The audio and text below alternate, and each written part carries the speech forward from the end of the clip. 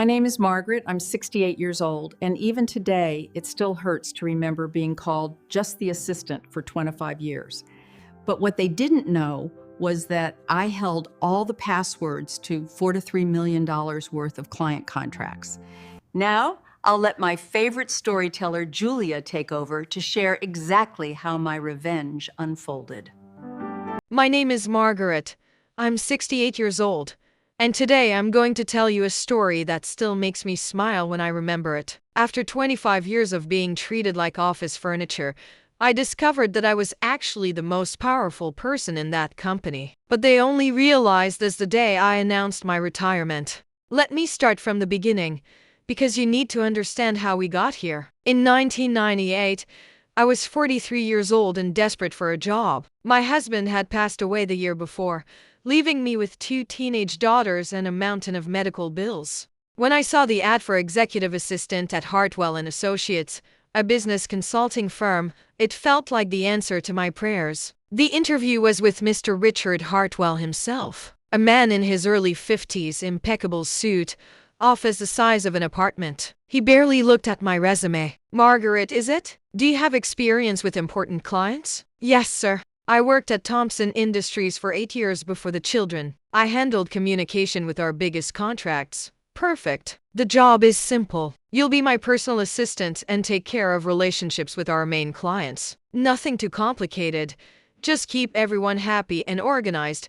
He offered $32,000 a year. It wasn't much, but I desperately needed it. I accepted on the spot. What I didn't know was that I was becoming the invisible heart of a $50 million operation. In the first few months, I thought I had misunderstood the job description. Client relations meant much more than I had imagined. I wasn't just taking messages. I was the person that CEOs of billion-dollar companies called when they needed anything. "Margaret, this is Johnson from Megacorp. I need that analysis by tomorrow morning, or we lose the contract." "Of course, Mr. Johnson. I'll have it on your desk by 7 a.m., and I would. Because while Mr. Hartwell was playing golf or in important meetings, I was the one actually managing the relationships that kept our company alive. Within 6 months, something strange started happening. The clients stopped asking for Hartwell. They asked for me directly. "Is Margaret available? I have a problem with the Morrison account. Can you connect me to Margaret? She's the only one who understands our requirements. Tell Margaret the Peterson contract needs those changes we discussed." But here's the thing. In every meeting, every presentation, every success story, I was introduced as Margaret, our assistant. Never by my last name. Never with a proper title. Just the assistant. Meanwhile, I discovered something that would become crucial 25 years later. Hartwell was incredibly disorganized with passwords and access codes. Every time he forgot a password, which was constantly, he'd hand me a sticky note with the new one. "Margaret, write this down somewhere safe. The Morrison account portal is now Hartwell 2023 exclamation point, and the Peterson database is RH-success 789 exclamation point." I started keeping a detailed encrypted notebook with every password, every access code, every client portal login. Not because I planned anything, just because I was naturally organized and these men were absolutely hopeless with technology. By year 3, I had basically become an underpaid CEO while being paid like a secretary. I was the one negotiating contract renewals. I was the one solving client emergencies at 10 p.m. I was the one who knew which client needed what, when, and how they liked to be approached. But my salary? Still $32,000. The same they'd hired me for. Here's where it gets really interesting. In 2001, Hartwell hired a new account manager named Brad Morrison. Fresh out of college, no experience. Cocky smile. His starting salary? $65,000. "Margaret, I want you to train Brad on the Morrison account. Show him how everything works." I spent 2 weeks teaching Brad everything I knew about the Morrison contract. Our biggest client, worth $8 million annually. How they like their reports formatted. How to handle their CEO's particular demands. How to navigate their approval process. 3 months later, at the company Christmas party, I overheard Brad talking to some colleagues. "Yeah, the Morrison account is going great. I've really turned their strategy around. Margaret just handles the administrative stuff now." The administrative stuff. I was doing 80% of the actual work, and he was getting credit for turning their strategy around. That night, I went home and cried for the first time in years. Not from sadness, from pure burning rage. But I didn't quit. I had daughters to put through college. Instead, I decided to become indispensable in ways they couldn't even understand. Every password, every client preference, every critical process. I made sure I was the only one who truly understood it all. Not out of malice, but out of self-preservation. When Brad left in 2003 for a better opportunity, probably making $90,000 somewhere else, guess who had to take over the Morrison account again? Me, at my same $32,000 salary. Over the next 20 years, I watched this pattern repeat dozens of times. Young men hired at double my salary, trained by me, taking credit for my work, getting promoted, moving on, leaving me to clean up their messes and maintain the relationships I'd built. By 2015, I was making $48,000 a year. The new junior account executive they hired? $72,000. Same job I'd been doing for 17 years. He has a business degree, Margaret. That's why his salary is higher. But here's what they never understood. Those clients weren't loyal to Hartwell and Associates. They were loyal to me. When Mrs. Chen from Pacific Industries had a family emergency during a crucial contract negotiation, who did she call? Me. At my personal cell phone. When Mr. Rodriguez from Texas Energy needed someone to walk him through a complex technical requirement at 11 p.m., who took that call? Me. When the Johnson family, yes, they'd grown from a small company to a billion-dollar empire over our 20-year relationship, when they needed someone who understood their history and values, who did they trust? Me. I had become the invisible glue holding together a $50 million business, but I was still introduced in meetings as Margaret, our assistant. The breaking point came in 2022. Hartwell hired his nephew, Tyler, as a strategic account manager. 28 years old, MBA from his daddy's connections, zero experience with actual clients. Starting salary, $95,000. Margaret, I want you to show Tyler everything. He's going to be taking over some of your responsibilities. My responsibilities. After 24 years of building these relationships, they were now responsibilities to be handed over to a kid who couldn't find the coffee machine without GPS. I spent 3 months training Tyler, teaching him about clients I'd nurtured for decades, explaining the delicate balance of personalities, preferences, and business requirements that kept these relationships strong. Tyler's first independent client meeting was with Pacific Industries, Mrs. Chen's account that I'd managed for 18 years. He came back beaming. Went great. She loves the new direction I'm taking the account. 2 hours later, my personal phone rang. Margaret? It's Linda Chen. What happened? Who was that child you sent to our meeting? He suggested we completely restructure our entire operation because he read about it in some business magazine. Margaret, we've trusted you for 18 years. What's going on over there? That night, I made a decision. I was going to retire. At 67, with my daughters successful and independent, I had enough savings to live modestly. I didn't need to endure this disrespect anymore. But first, I wanted to understand exactly what I was walking away from. I spent the weekend doing something I'd never done before, calculating my actual value.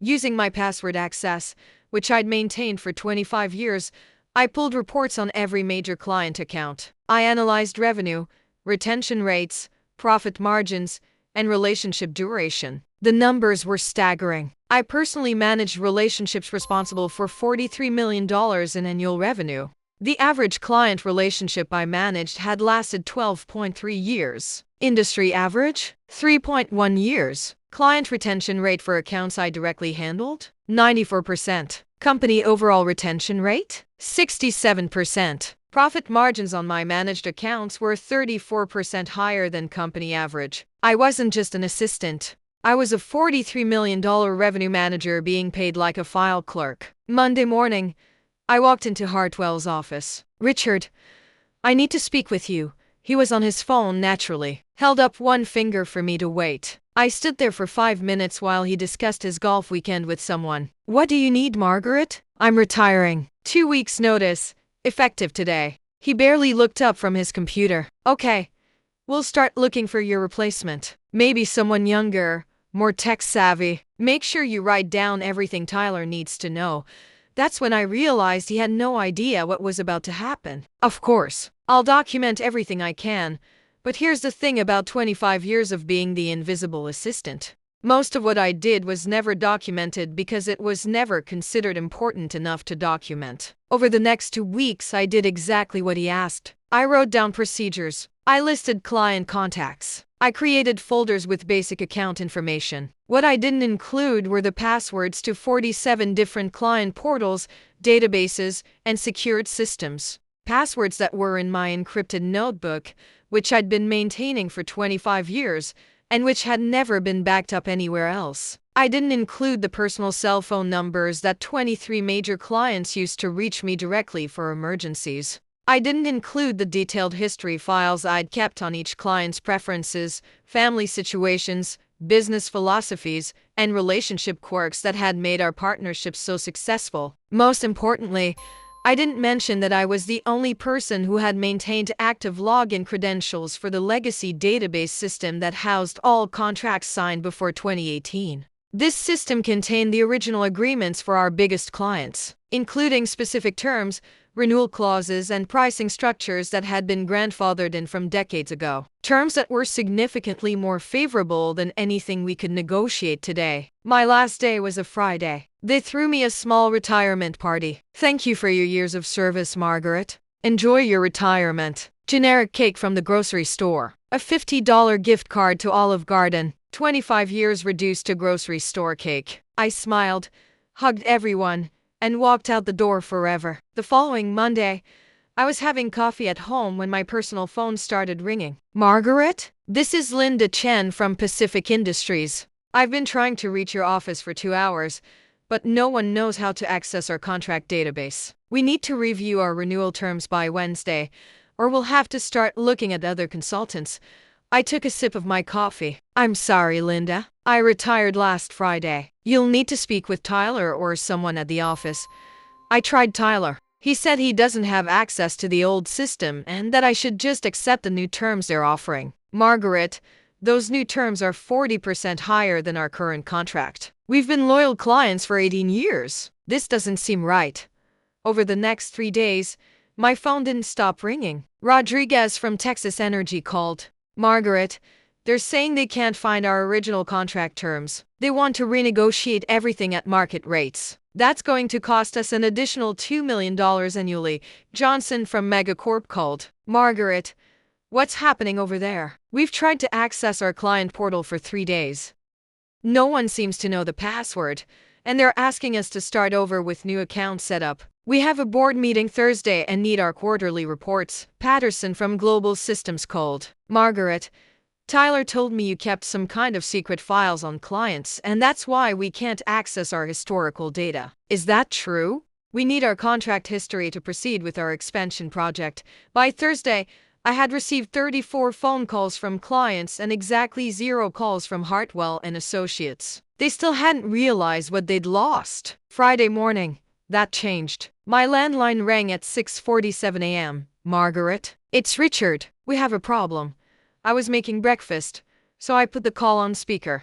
Good morning, Richard. I'm retired, remember? Look, we're having some technical difficulties accessing some of the older client files. Do you remember any of the passwords for the legacy systems? I flipped my pancake carefully. Which legacy systems? All of them. Tyler says you were the only one with access to the contract database, the client portals, and something called the relationship management system. Oh, that. 25 years of being invisible, and suddenly I was the most important person they knew. Richard, I maintained those systems as part of my daily responsibilities. The passwords were updated regularly for security reasons. I always kept them in my personal files. Great. Can you email us the list? I sat down at my kitchen table with my coffee. I'm afraid that's not possible.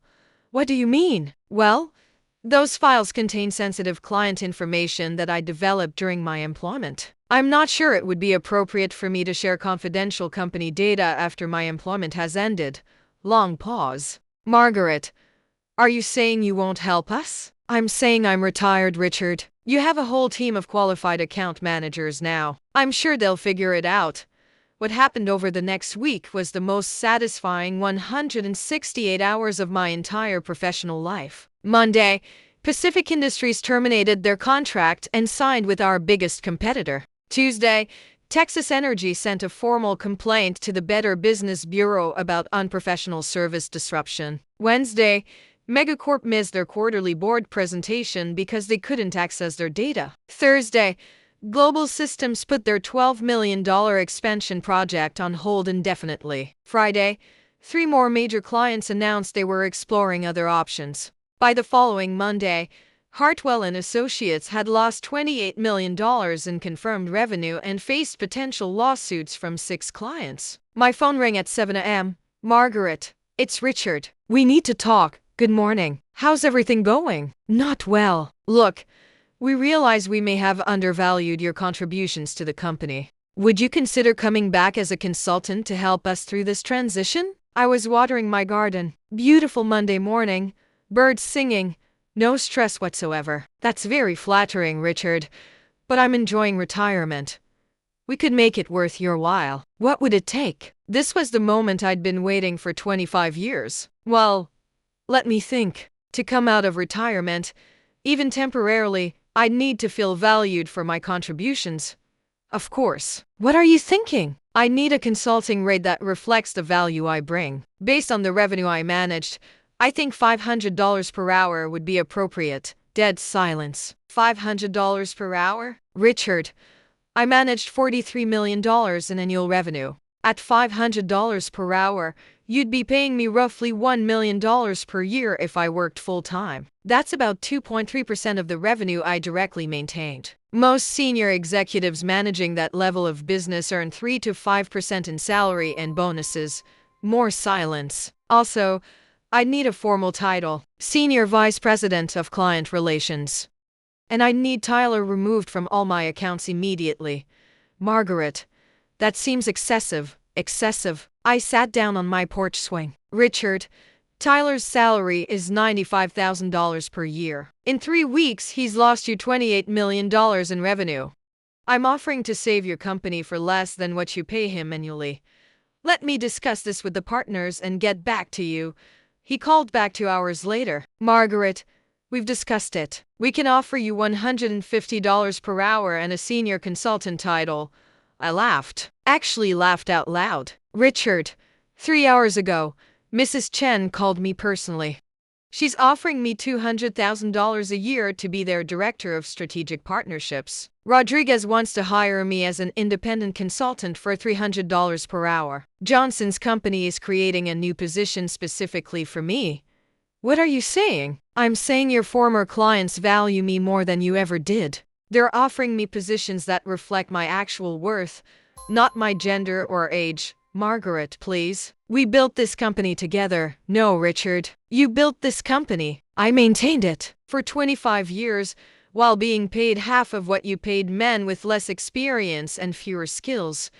What do you want? I want you to understand something. Those passwords you need? They're in my personal notebook, which I developed over 25 years of managing your relationships. That notebook contains the keys to $43 million in annual revenue, so you'll give us the passwords? No long pause. No.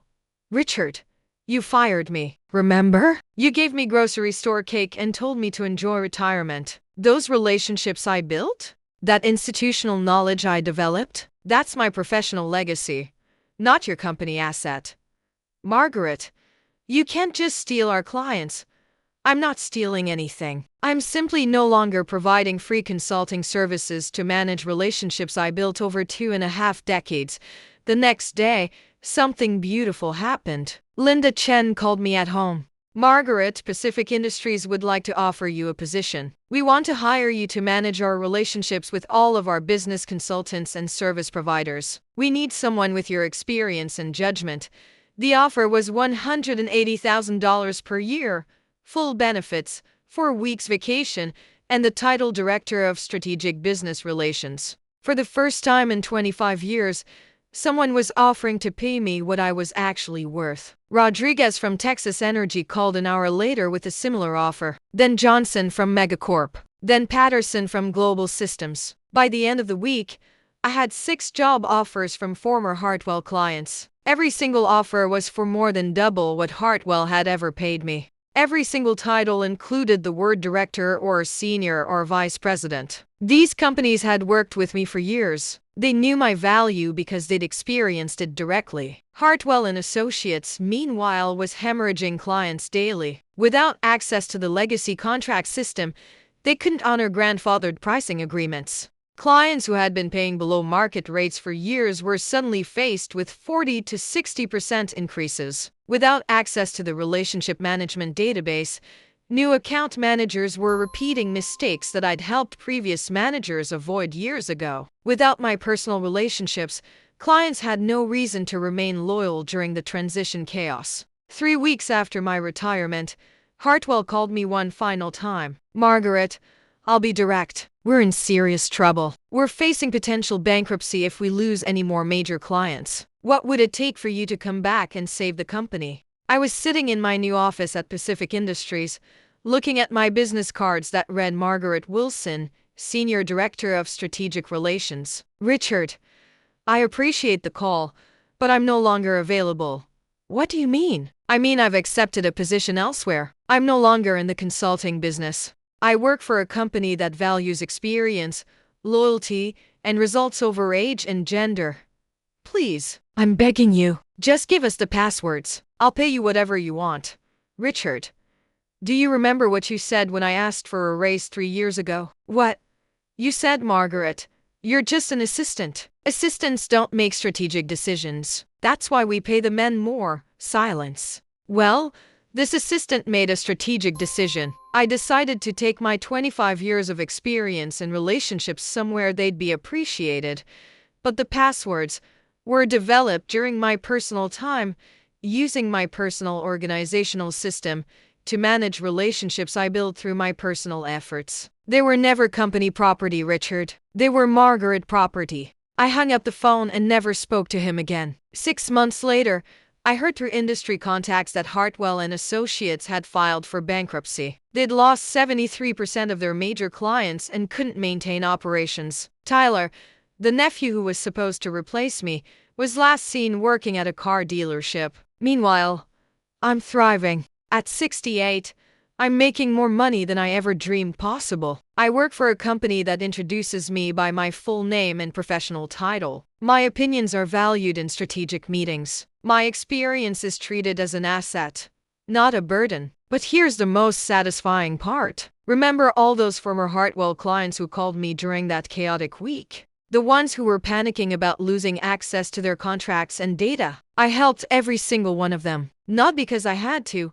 but because I'd built real relationships with these people over 25 years. I connected Pacific Industries with their new consulting firm. I helped Rodriguez recover his historical contract data. I walked Johnson through transitioning to a new service provider. I used my knowledge to help the people who had always treated me with respect. And for Hartwell and Associates, the company that had used me, underpaid me, and dismissed me for 25 years, I let them figure it out themselves. Today, 3 years later, I want to share what I learned. Your value isn't determined by your title or your salary. It's determined by the relationships you build, the problems you solve, and the trust you earn. Age isn't a liability, it's expertise. Every gray hair represents experience that can't be taught in business school. Gender doesn't determine your worth. Results do. And most importantly, never underestimate the invisible people in your organization. The assistant who knows all the passwords. The secretary who has everyone's personal phone numbers. The support staff who actually maintain the relationships that keep your business running. We see everything. We remember everything. And sometimes we control everything.